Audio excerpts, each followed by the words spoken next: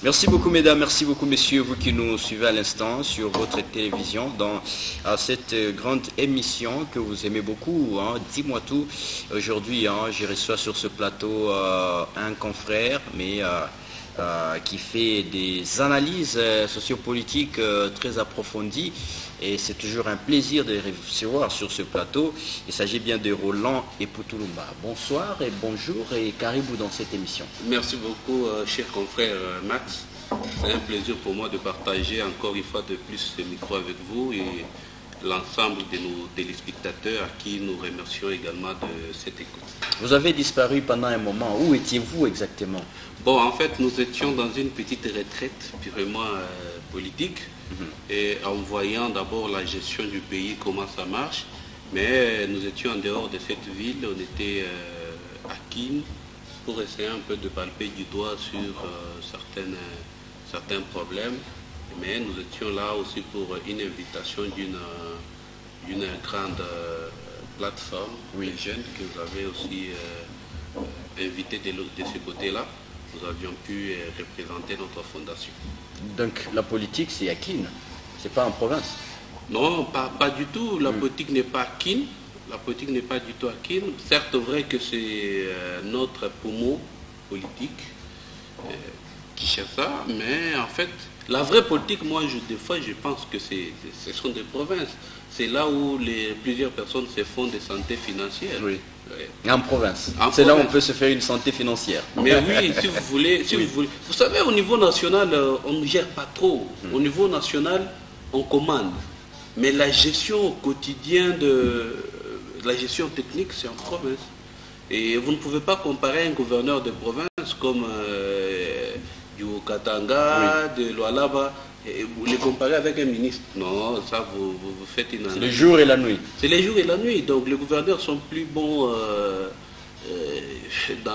dans des santé financières que les ministres. Ils touchent au quotidien de l'argent. Certes, vrai que des rémunérations en termes mensuels peuvent être sur haut en tant que ministre. Mais des privilèges et des avantages et les autres, ce sont des gouverneurs qui en profitent beaucoup mieux. Alors, c'est pour cela que vous trouverez beaucoup plus les mandataires d'État, les gouverneurs et tant d'autres.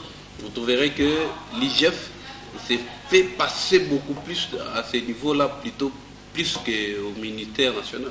Voilà.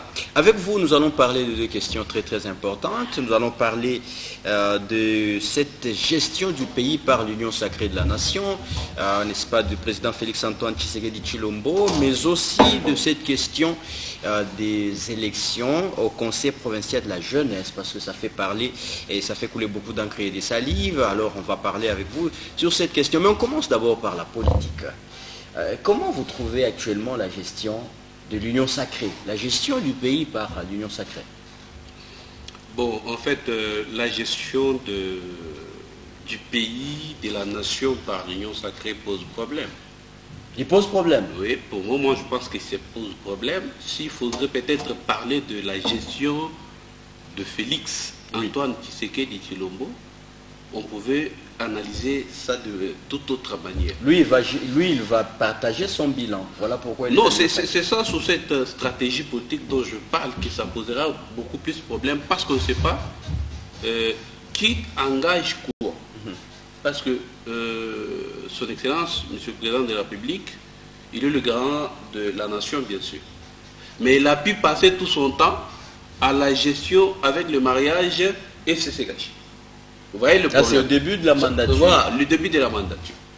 Et cela a posé beaucoup de problèmes. Même lui-même aurait reconnu, donc pas même aurait, il avait reconnu ça devant la nation pour dire qu'il a essayé de caresser tout ce monde-là qui était tout autour de lui pour qu'il puisse faire une gestion commune. Oui. Mais malheureusement, ces gens-là se référaient toujours à l'autorité morale, à la gestion. Avec cette histoire de Yémen, voilà, tout ça. Mais 2 ans plus tard, oui, qu'il va vouloir, je ne sais pas si cette idée vient de lui ou des gens tout autour de lui qui se sont fait l'union sacrée.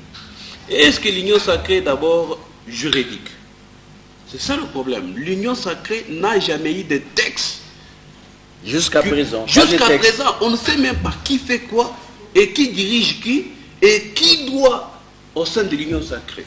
Il n'y a pas une commission de discipline, il n'y a pas... Donc, tout le monde est communicateur, tout le monde est gestionnaire, tout le monde peut faire du n'importe quoi. Et finalement, c'est pour cela que vous avez eu, il y a toujours eu des chuchotements tout autour de l'oreille du chef. Et non, écoute, tel a fait ceci, tel a dit ceci. Mais par contre, c'est pour cela que vous voyez même les Kabound sont partis. Oui, Kabound est parti dans cette question-là d'Union sacrée, quand il a voulu dénoncer la mauvaise gestion. parce que en fait, les gens comme des Kabound, vous verrez encore les gens comme les conseillers en matière sécuritaire, tous ces mondes qui sont partis là, ils avaient en quelque sorte des douleurs de la gestion du FCC. Et donc la gestion de l'Union sacrée. Quittons d'abord au niveau national, revenons un peu au niveau provincial. Oui. Regardez par exemple, ici au niveau provincial, qui gère l'Union sacrée? On parle que c'est les gouverneurs qui gèrent l'Union sacrée. Moi, officiellement comme ça. Officiellement comment? Parce que je sais que depuis la mort ou le décès de Gabriel Antoine Kingo Koumanza, les gens s'étaient autoproclamés gestionnaires de l'Union sacrée. Entre autres, les bâtonniers Mouyambo, les Kaboué, honorable Michel Kaboué. Fin de compte, c'est les boss qui s'est accaparé de la gestion de l'Union sacrée. Mais regardez les gens qui sont tout autour de l'Union sacrée. Est-ce qu'ils partagent la vision du chef de l'État? Exactement. Parce que vous avez des anciens du FCC, des Joseph Kabila qui sont là. Aussi longtemps vous avez ceux des ensembles qui sont là. Je vous pose une question. C'est moi qui vous pose des questions. Bon, alors je pose maintenant aux téléspectateurs. Oui. Ou je me pose moi-même. Exactement. Le gouverneur a été élu sur quel label? PPRD. Mais quand vous quittez votre plateforme politique par laquelle vous avez été élu, d'office, vous n'aurez pas cette mandature. Vous devez perdre. Vous allez perdre. C'est ça le problème. Même les honorables députés, que ce soit au niveau national, qui ont basculé à l'Union sacrée, mais ils n'ont jamais démissionné de leur plateforme politique, c'est-à-dire même leur parti politique. Il y a eu violation de la loi. Il n'y a pas eu violation de la loi, mais il y a eu peut-être espionnage. Moi, j'appelle ça l'espionnage. On est en train d'espionner les cadres de l'autre côté et finalement toutes les stratégies. Je vous dis au nom de la prophétie politique. Vous devenez prophète politique. Oui. Les élections de 2023 ici posera beaucoup de problèmes et je pense que les politiques avérés comprendront que beaucoup qui sont dans l'Union sacrée voudront faire maintenant le cheval en cavalier. Et par contre, vous verrez, les brebis égarés vont rentrer auprès de leur chef. Mais on pense que, n'est-ce pas, ceux qui sont autour du chef de l'État, notamment ceux de l'Union pour la démocratie et le progrès social, ils estiment qu'en tout cas, depuis que l'Union sacrée est là, les choses sont en train d'avancer. Bon, je sais... Dans le bon sens, bien sûr. Je sais pourquoi ils font ce genre de communication. C'est pour... quand il s'agit de communication purement publique, ils peuvent dire ça. Mais à l'interne, ils savent que ça pose problème. À l'interne, ils savent. Revenons un peu par rapport à l'UDPS, parce que vous en avez cité moi. Oui. Vous savez que la gestion de l'UDPS ici dans les Hauts-Katanga pose problème. Depuis que Bruno Tshibangou est parti de Kinshasa, il n'a jamais... Et on ne nous a jamais dit le motif pour lequel il a été... Et on ne nous a jamais dit les motifs. Aujourd'hui, c'est lui qui était tout autour de Baba Kungwa, comme son conseiller, le jeune ici en conseil Kabongo. Oui, Dani. Mais il a été traduit à la justice par les mêmes Kazakhs là de l'Union sacrée. Mais est-ce que pouvez-vous comprendre, nous sommes avec vous, nous partageons une vision ensemble, mais chaque fois il y a toujours eu des divergences d'idées, il y a toujours eu des oppositions mutuelles. Donc c'est ce qui veut dire que soit quelqu'un se dit je ne me retrouve pas au sein de cette gestion, ou soit quelqu'un d'autre se dit finalement j'ai été oublié, mais j'ai combattu le bon combat, mais la couronne ne m'a pas été décernée. C'est ça le problème. Mais s'il faudrait que Félix Tshisekedi puisse gérer valablement ce pays, parce qu'on peut lui prétendre des excuses pour l'instant. Le premier mandat, oui, le président Tshisekedi, pour moi, je pense qu'on peut l'excuser pour ce premier mandat parce que nous avions connu l'échec que ce pays n'a jamais connu. C'est-à-dire avoir un président, mais qui n'est pas majoritaire au Parlement. C'est ça le problème. Maintenant, il est temps que l'Union pour la démocratie et le progrès social, l'UDPS, puisse avoir déjà une étude approfondie. C'est pour cela que la mission précédente... Mais est-ce que ça sera facile quand on sait que vous avez un poumon comme Kabound qui est parti de l'Union pour la démocratie et le progrès social? Eh bien, bon, voilà pourquoi je vous avais dit à l'émission précédente que l'IDPS risquera d'échouer encore aussi longtemps qu'ils ne mettent pas du sérieux dans ce qu'ils font. Pourquoi? L'ère n'était pas dans des divorces, dans des accusations perpétuelles ou quoi. L'ère était aux assignations de stratégies purement politiques. Comment on peut avoir des majorités dans des provinces, au niveau national, pour que vous ayez vos propres députés? Parce que ce qui s'est passé ici, c'est un débauchement, permettez-moi le terme. Il y a eu des débauchages. Il y a eu des débauchages parce que ces gens-là n'ont jamais démissionné de leur parti politique. Et, selon les textes et la loi électorale, voudrait, je l'ai dit ici, que quelqu'un qui aurait été élu, au nom par exemple, mon parti c'est le parti Roland, et que vous êtes élu sur mon label. Oui. Mais une fois que vous quittez, vous perdez votre mandat, vous démissionnez. Rappelez-vous la fois passée avec les sphinx de l'humidité, tu sais qu'est dit le père. Et quand il avait décidé à ce que les amis ne puissent pas siéger. Mais il leur avait radié. Certains avaient perdu leur mandature au Missu. Oui.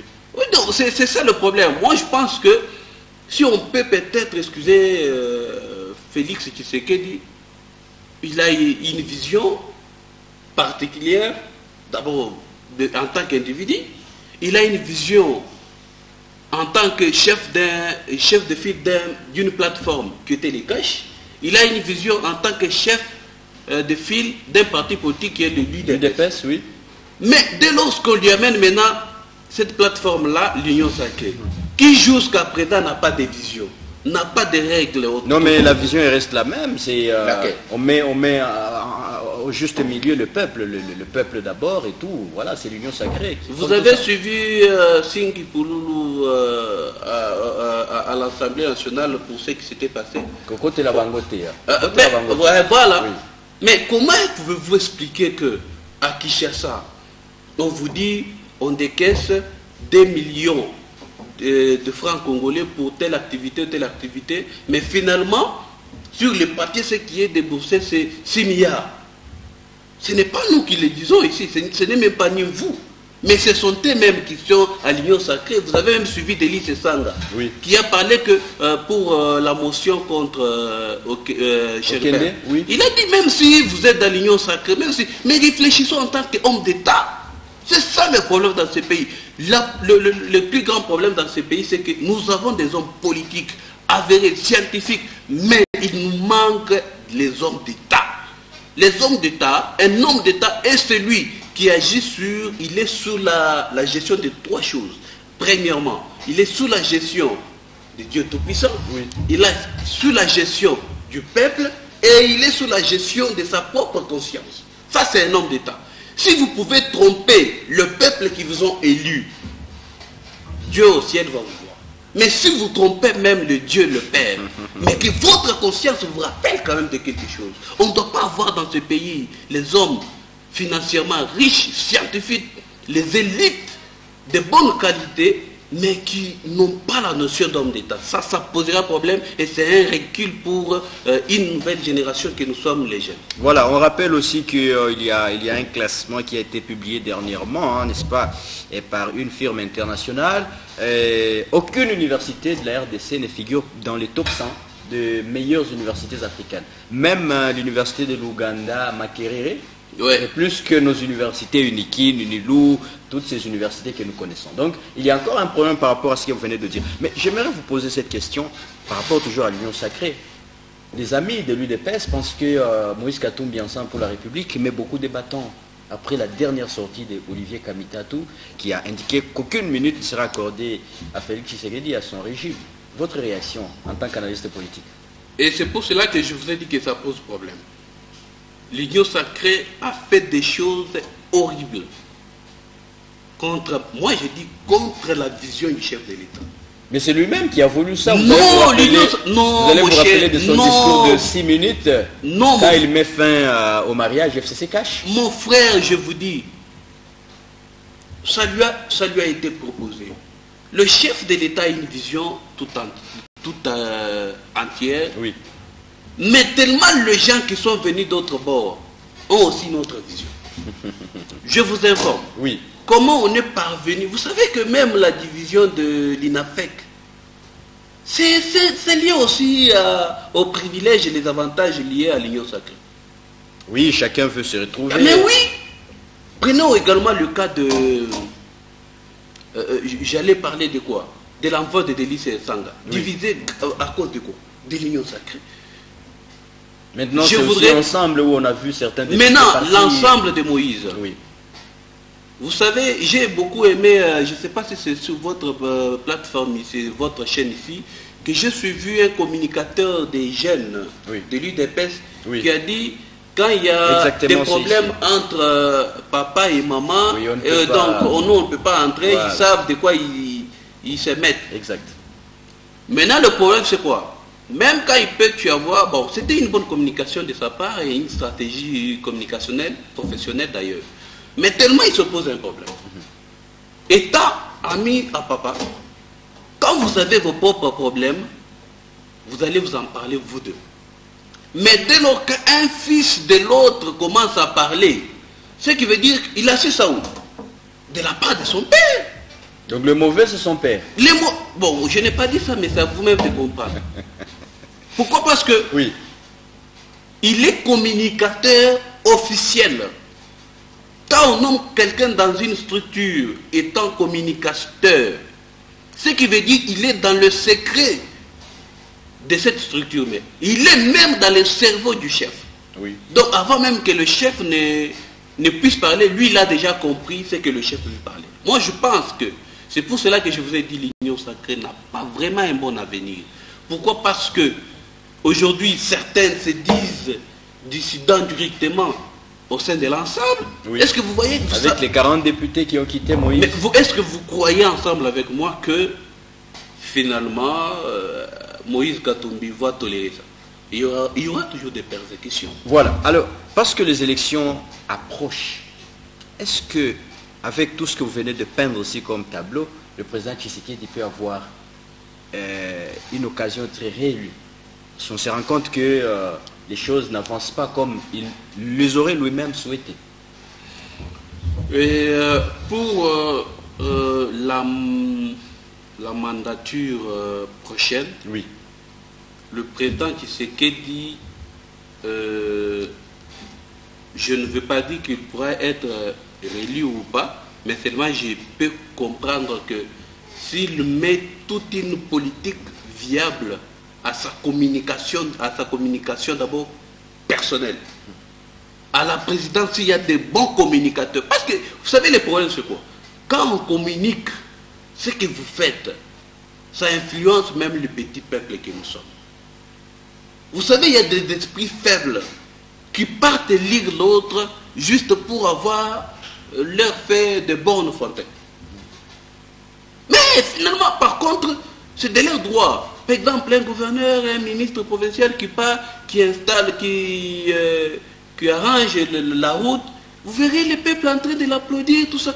Et comme si c'est un cadeau, un bonus qu'on leur avait donné. Mais ce n'est pas ça. C'est leur droit. C'est de leur droit. Mais seulement en termes politiques, si la stratégie, oui. C'est important, si la stratégie communicationnelle au sein de la présidence peut être prise à saut, je pense qu'on peut aller aussi.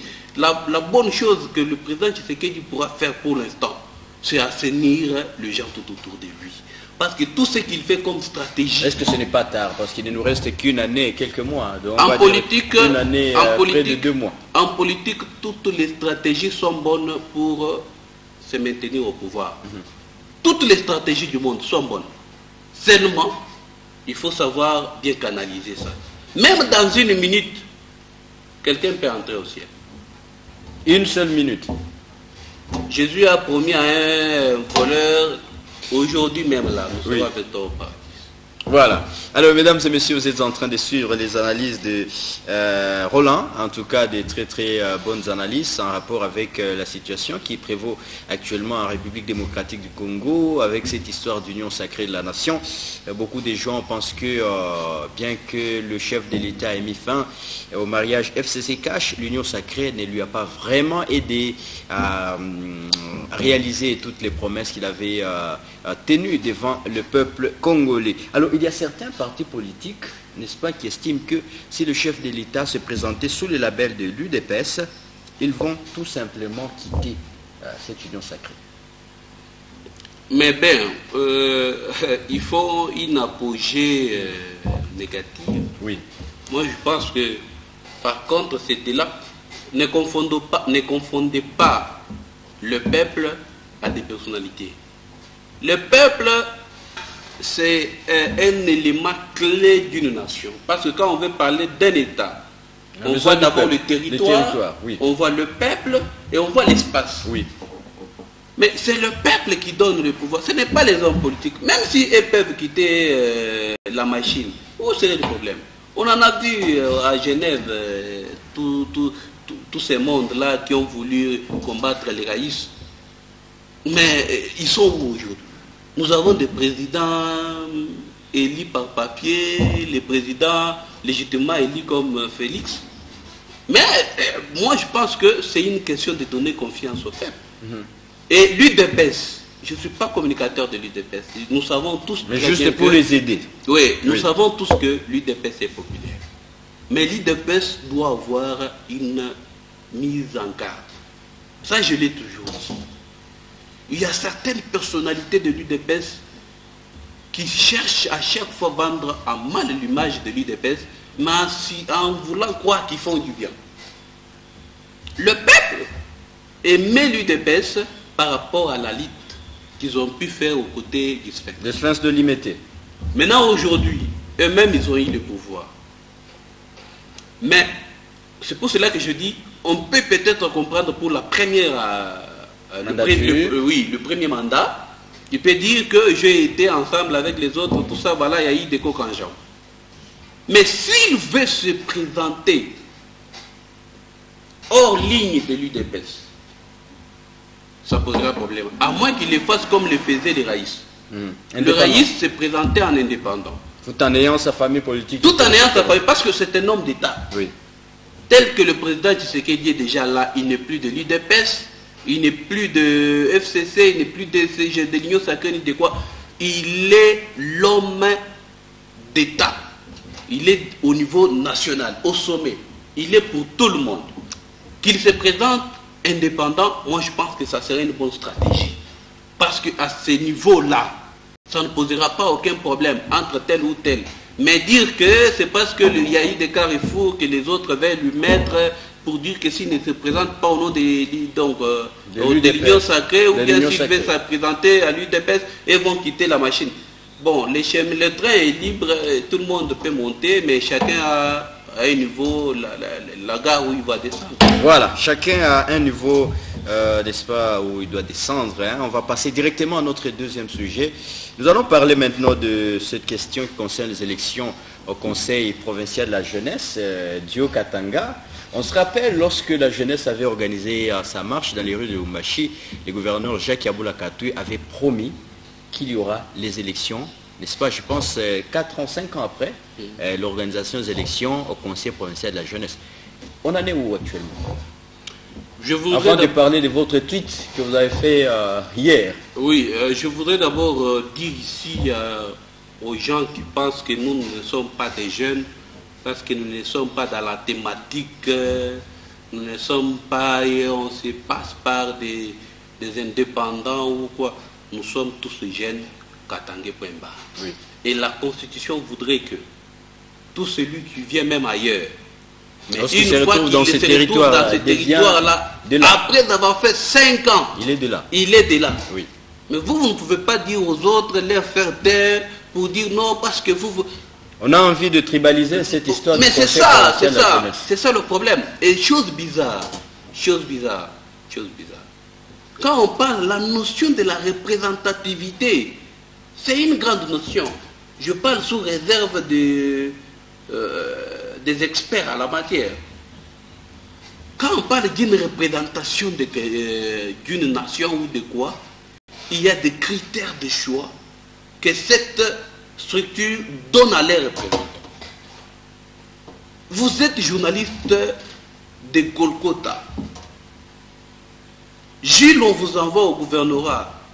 Vous n'allez pas représenter votre famille. Non. Vous n'allez pas représenter l'INPC. Non, vous allez présenter Golgotha en premier lieu. Mais ces gens-là veulent organiser. Donc le gouverneur de province a écouté le cri d'alarme de la jeunesse, qui a été même une controverse lors de cette marche-là, où le mémo qui devrait être lu a été détourné pour parler de soutien au FRDC et quoi et consort. Donc on n'avait rien dit de sérieux dans ce mémo. Il n'y avait rien de sérieux. Et j'ai dit c'était du fiasco et c'était une honte pour nous les jeunes scientifiques avérés. Mais seulement nous avions eu à rencontrer son Excellence Madame le ministre de la Jeunesse au niveau provincial. Prudence Kabangé. Oui. Elle qui était modeste. Lors de cette rencontre, il nous a dit, bon voilà, je prends ça au sérieux, je vais en parler à son Excellence, Monsieur le Gouverneur. C'est son Excellence, Monsieur le Gouverneur, qui a répondu au cri d'alarme de la jeunesse. Et non par rapport au mémo. Mais moi, je ne peux pas accepter, parce que ces gens-là, lorsqu'ils vont aller, par exemple, à Kinou, dans des missions pour représenter la jeunesse, on ne dira pas qu'ils ne représentent pas Roland, ils ne représentent... Nous tous, nous sommes dans le même sac. Quelle que soit votre tribu, que ce soit votre tribu, que ce soit votre structure, que ce soit... Ils vont nous représenter. Donc même au sommet de l'État, là, si on veut dire il y a des élections au niveau national, les Katanga va représenter. Et vous savez, les combles, c'est quoi? Quand il faut élire le conseil provincial de la jeunesse, oui, ce n'est pas les individus qui vont leur élire, ce sont les comités territoriaux et les comités urbains qui vont devoir entrer là pour élire le conseil provincial. Ce ne sont pas les leaders des différentes structures. Non! C'est ça le mal que les gens racontent aux autres. C'est la représentativité territoriale et urbaine qui vont devoir choisir ces gens-là. Voilà pourquoi dans la politique, la bonne politique de son Excellence, Monsieur le Gouverneur, il avait voulu que ces élections-là ne puissent pas se tenir ici à Lubumbashi. Parce que ce n'est pas la première fois que ça échoue. Nous sommes, je crois, la deuxième ou troisième chaos comme ça. Il avait voulu que je puisse décaisser son argent, l'argent de l'État bien sûr, pour que ces élections puissent se passer ailleurs, dans un lieu où on aura à répertorier les gens qui vont devoir élire ces gens. Oui. Mais dès lors que les élections ont été convoquées, permettez-moi justement de descendre pour question de temps. Oui. Dès lors que les élections ont été convoquées, son Excellence, Monsieur le Gouverneur, a fait sa part. C'est-à-dire de doter au ministère provincial l'aval et le moyen pour organiser ces élections-là. On a vu même des affiches de campagne électorale voilà. de certains candidats. Mais, Madame le ministre, comme dans la technique, voudrait aussi que la division provinciale, oui, qui est une structure technique du ministère, puisse s'en charger. Et c'est la division qui a aussi institué ce qu'ils ont pu appeler l'équipe des membres du jury. Oui. Qui devrait recruter les candidats et tant d'autres, tout ça. Il y a même un qu'on avait annoncé qu'il avait été enlevé pendant quelques jours. Mais c'est ça le compte. Pour quel intérêt? Pour quel intérêt? Pour quel intérêt? Oui. Chose bizarre, je sais que nous autres ici, nous sommes des bêtes noires pour ces gens-là. Nous savons leur magouille. Quand je parle, je ne parle pas pour parler. Oui. J'ai des éléments de preuve. J'ai essayé de... J'étais en dehors, mais j'ai essayé de réunir certains éléments liés à ça. Comment pouvez-vous expliquer que vous demandez aux jeunes de déposer leur candidature, pour votre information, à la présidence? Ils ont pu déposer $500. $500 pour la candidature Oui. du Conseil provincial de la jeunesse. $500, mais ces gens-là... Non remboursable en plus. Non remboursables. Ils sont au nombre de combien? Au niveau du vice-présidence, je crois que c'est 350, quelque chose comme ça. Il y a eu même jusqu'au niveau de 100. Bon, les gens se sont battus, ils ont pu déposer leur candidature. Mais du coup, il y a eu report. Quand on reporte quelque chose, on doit annoncer la motivation qui engage ces reports. On doit envoyer les gens pour leur donner un délai que cela va se dérouler encore. Oui. Si c'est à un délai, à une date ultérieure, mais on peut peut-être annoncer que de plus proche délai, pour que les gens restent en confiance. Nous avons certaines autres activités. Quelqu'un peut aller se déplacer pour des raisons personnelles. Oui. Mais s'il se déplace et vous restez convoqué des élections, comment il va faire? Quand vous renvoyez les élections, certes vrai, vous avez renvoyé les élections. Vous renvoyez les élections, mais vous ne remboursez pas aussi l'argent des gens. C'est là où moi je parle et je peux qualifier ça d'une escroquerie populaire. Et pour éviter cela, je demanderai à son Excellence, Monsieur le ministre de la Jeunesse, son Excellence, Madame Présidence, de prendre les choses en main. Qu'elle ne soit pas être manipulée par ces gens-là qui veulent se passer pour des patrons de la jeunesse en province, pour être... Non, nous, on se connaît. On se connaît dans ce pays, on se connaît dans cette ville.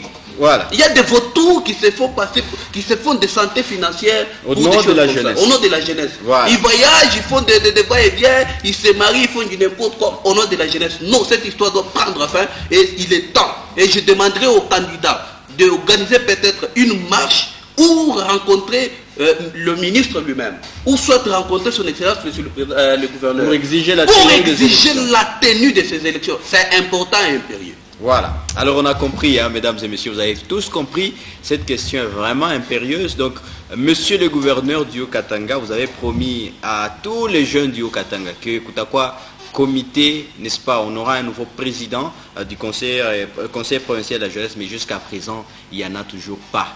Il vous reste aussi une année, hein, c'est le même mandat que le chef de l'État. Donc, il faut honorer cette parole-là. S'il n'y a pas des élections pour les nouveaux comités du Conseil provincial de la jeunesse, ça sera très très grave. Comment pouvez-vous comprendre qu'il y ait l'alternance au sommet de l'État, qu'il y ait l'alternance en province entre son Excellence Kiaboula et Kapopo, mais qu'il n'y ait pas l'alternance à la jeunesse provinciale, la jeunesse. Voilà, donc vous avez compris. Alors on est arrivé à la fin de notre émission. Merci beaucoup d'être venu sur ce plateau, surtout pour la qualité de la matière. Hein. C'est à nous de vous remercier, mais comprenez notre émotion. Oui. Nous n'avons pas été d'accord avec ce qui se passe. Mais sinon, nous remercions la gestion... Et vous êtes serein que Kabound va recouvrir sa liberté? Moi, je pense que Kabound va recouvrir sa liberté parce qu'aussi longtemps que la gestion, donc l'appareil judiciaire où il a été placé, n'arrive pas à trouver des éléments convaincants pour lui tenir encore des coups, je pense que bientôt il va découvrir. C'est un proche de son Excellence, Monsieur le Président de la République. Ne vous en faites pas. Sa mère en a connu, en a subi. Et il est sorti. Mais nous sommes en politique, on sait très bien. Voilà, merci beaucoup à vous tous qui nous avez suivis. On se fixe rendez-vous prochainement. Bye bye.